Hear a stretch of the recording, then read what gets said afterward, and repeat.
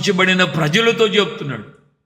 ఐగుప్తు దేశములో నిన్ను విడిపించిన నీ దేవుడైన యెహోవాను నేనే చెప్తున్నా, నేను నీ నోరు బాగుగా తెరుము, నేను దాన్ని నింపెదనని దేవుడే చెప్తున్నాడు.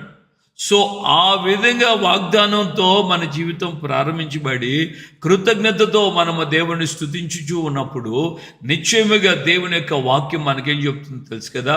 నీ నోరు బాగుగా తెరిచిన తర్వాత నీ శత్రువులను, నీ విరోధులను దేవుడు అణిచివేస్తున్నాడు. దానికి ముందుగానే దేవుడు నీ నోటిని బాగుగా నింపుతున్నాడు. రెండవదిగా ఈ శత్రువులు, ఈ యొక్క పగవారిని అణిచివేస్తున్నాడు. మూడవదిగా మనం గమనిస్తే అతి శ్రేష్టమైన గోధుమలను అనుగ్రహించి నేను నిన్ను పోషిస్తాను.